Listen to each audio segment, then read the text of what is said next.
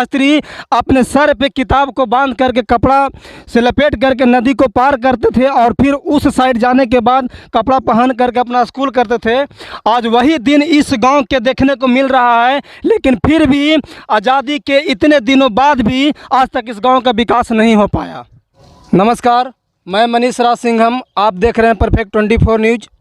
अभी मैं औरंगाबाद ज़िले लोकसभा क्षेत्र के और रफ़ीगंज विधानसभा क्षेत्र के मैं एक बॉर्डर पर एक ऐसा गांव जो आज़ादी के सालों बाद भी इस नदी पर आज तक पुल नहीं बन पाया।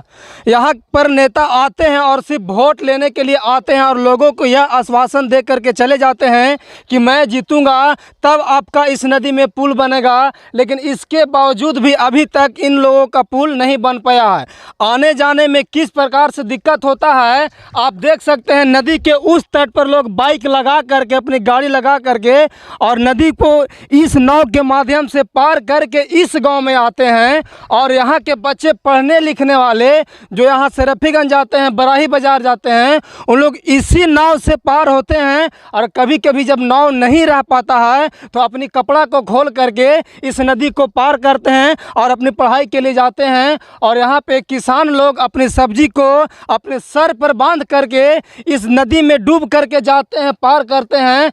और इतना इस लोग जर्जर स्थिति में पड़े हुए हैं, लेकिन आज भी किसी नेता का इस पर ध्यान आकर्षित नहीं हुआ। तो आइए हम जनता से जानेंगे कि आखिर क्या दिक्कत है कि आज तक यहाँ पुल नहीं बन पाया। आपके यहीं घर है चाचा? जी हाँ। अभी तक ये पुल काहे नहीं बन पाया? पुल नहीं बना थी के चलते नेता लोग के नेता से आप लोग मांग किए हैं? मांग किए थे अशोक सिंह से। अशोक सिंह से मांग किए थे? जी हाँ। क्या बोले थे? कहे थे कि पुल देंगे, तो कहेंगे वोट दीजिए हम पुल देंगे। आज तक फिर दर्शनों कर नहीं आया। तो आप लोग अशोक सिंह को वोट दिए थे? जी हाँ, वोट दिए थे। विधायक बनने के बाद अशोक सिंह कितना बार आए हैं आपके गांव में? विधायक बनने के बाद फिर वोटे मांगे 5 साल के बाद आए थे। कभी नहीं।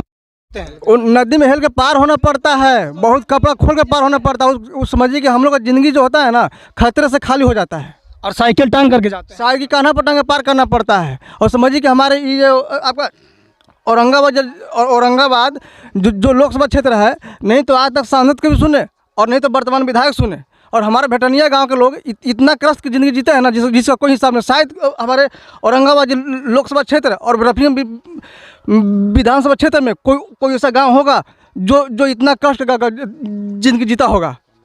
आप लोग सांसद सुशील सिंह से शिकायत किए हैं इसका? कई बार शिकायत की है। वो सिर्फ पेपरबाजी कर रहे हैं। और जो भी नेता हैं वो सिर्फ भेटनिया के नदी के नाम पर सिर्फ पेपरबाजी कर रहे हैं। और पेपर कब तक करेंगे? आने वाला दिन में लोकसभा चुनाव अगर होगा तो हम लोग भेटनिया के बूथ से वोट का बहिष्कार कर देंगे। कोई हमारे नेता लोग ध्यान नहीं देते हैं। सब यहाँ पे अति पिछड़ा ही रहता है। सब यहाँ अति पिछड़ा है, अति पिछड़ा ओबीसी है। यहाँ पर कोई नेता नहीं ध्यान देता है। कोई आता है केवल हाँ हम ये करवा देंगे, वो करवा देंगे, कोई नहीं आता। जितने के बाद कोई नहीं आता है। तो नेता लोग भी आप लोग के साथ जातिवाद करते हैं? एकदम 100%। यहाँ के लोगों का कहना है कि जो शास्त्री अपने सर पे किताब को बांध करके कपड़ा से लपेट करके नदी को पार करते थे और फिर उस साइड जाने के बाद कपड़ा पहन करके अपना स्कूल करते थे, आज वही दिन इस गांव के देखने को मिल रहा है। लेकिन फिर भी आज़ादी के इतने दिनों बाद भी आज तक इस गाँव का विकास नहीं हो पाया। आप बने रहिए हमारे परफेक्ट 24 न्यूज़ के साथ। कैमरामैन धर्मेंद्र गुप्ता के साथ।